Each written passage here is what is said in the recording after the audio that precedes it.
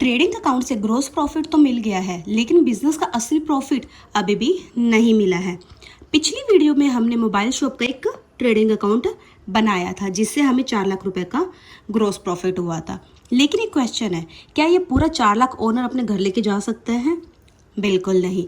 सोचिए, आपने mobile shop चल रही है और अब गुड्स बेचने के बाद भी बिजनेस के और भी बहुत सारे खर्चे करने पड़े हैं। ये सब खर्चे हो सकते हैं जैसे रेंट, सैलरी, इलेक्ट्रिसिटी, एडवर्टीजमेंट और ऑफिस एक्सपेंस, और ये सब मिला के हमारा हो गया 3 लाख रुपए का। ये जो खर्चे हैं वो गुड्स को सेल परचेज करने से नहीं हुए हैं, ये बिजनेस को चलाने के खर्चे हैं, इसलिए इसको कहते हैं इनडायरेक्ट एक्सपेंसेस। इसी तरीके से बिजनेस की कुछ एक्स्ट्रा इनकम भी है, जैसे कमीशन रिसीव हुआ और डिस्काउंट रिसीव हुआ, जिसकी टोटल वैल्यू है 30,000 रुपये।